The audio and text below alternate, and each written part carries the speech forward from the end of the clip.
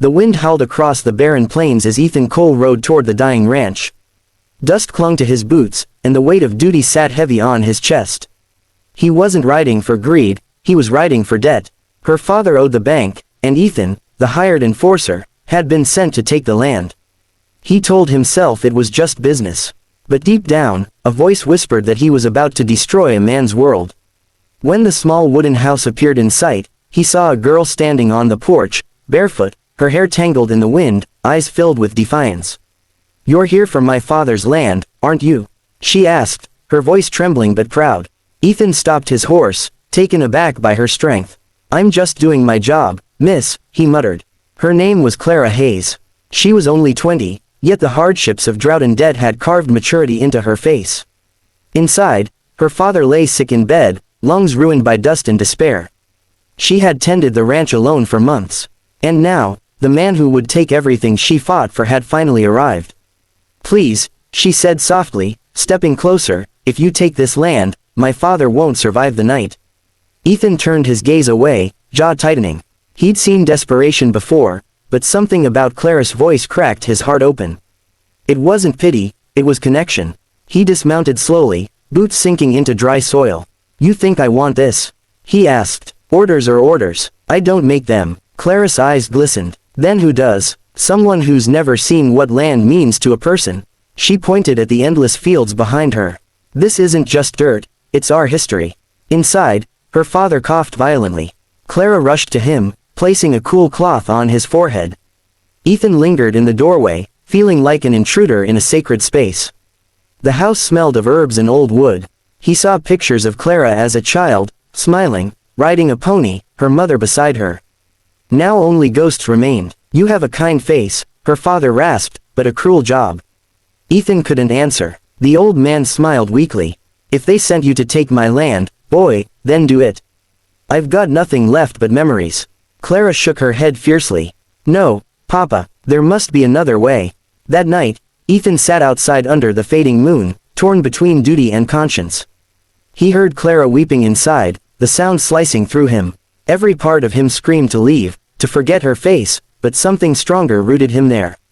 At dawn, Clara came out carrying a cup of coffee, her hands trembling.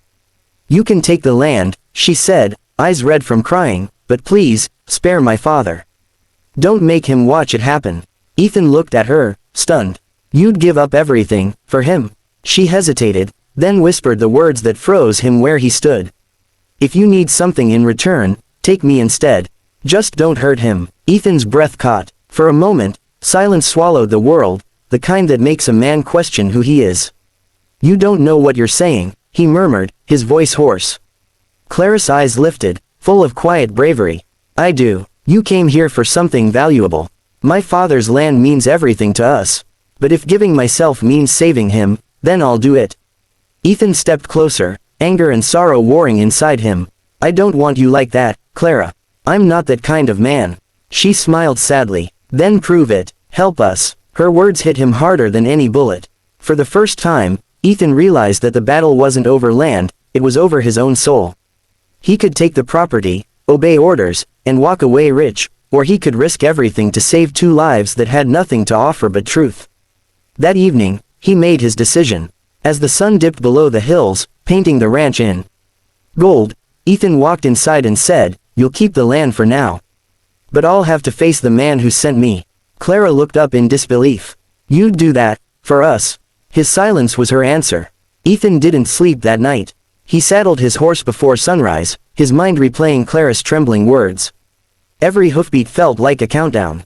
The man who'd sent him, the ruthless land baron, Wade Cormack, owned half the valley and wanted the Hayes Ranch for its hidden spring.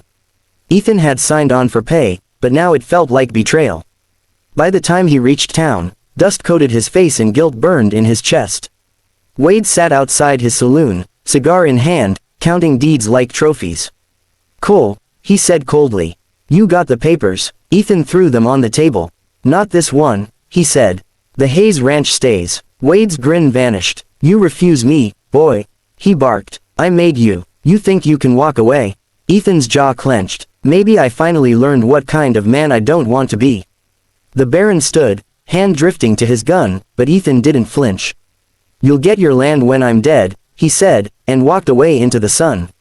Rumors spread fast. By evening, Wade's men rode after Ethan, free riders hungry for revenge. Clara saw the dust trails rising on the horizon and ran outside, heart pounding. "Papa, he's coming back," she cried. Her father, too weak to stand, could only whisper, "Pray for him, girl." The fight came at dusk near the old windmill. Gunfire cracked through the fields. Ethan ducked behind a fence post, returning fire, shouting for them to stop. This isn't worth blood, but Wade's men didn't care. One bullet grazed his arm, another shattered the post beside him. He fell to the dirt, thinking of Clara's eyes. When the smoke cleared, only one rider was left, Wade himself. "You should have stayed loyal," he hissed, aiming his pistol. Ethan, bleeding but steady, raised his revolver. Loyalty means nothing without honor. Both fired. Wade dropped first, his cigar rolling into the dust. Clara found Ethan hours later, half conscious under the stars. "You came back," he murmured. "I told you I would," she said, tears streaking her cheeks. She tore strips of cloth from her dress, bandaging his wounds with shaking hands.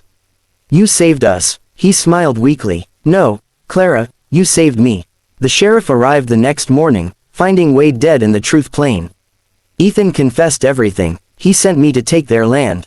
I refused." The sheriff studied him for a long moment, then nodded. "Seems to me, justice already rode through here."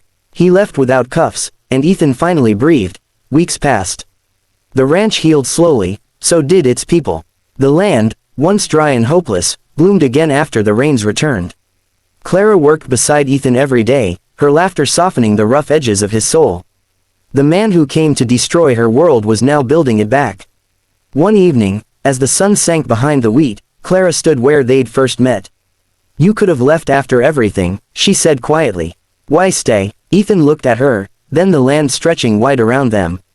"Because this place isn't just yours anymore, it's home." She smiled through tears. "Papa says he sleeps easier now, knowing you're here." Ethan nodded, his heart full. "I made him a promise. I'd protect this ranch, and his daughter." The air between them trembled with words neither dared to speak. When Clara reached for his hand, it felt like peace itself. "All my life," she whispered, "I thought strength was fighting alone. But maybe it's letting someone stay." Ethan's fingers tightened gently around hers. "Then let me stay, Clara." Seasons changed. The Hayes Ranch became the most fertile in the valley.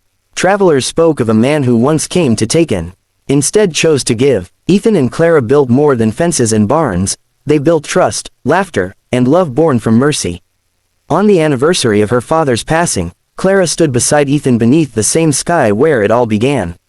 "He'd be proud," Ethan said. She leaned her head on his shoulder. "He is, because you spared him, and gave me a life worth living." The wind carried their laughter through the golden fields, proof that sometimes redemption rides in on the same horse as forgiveness.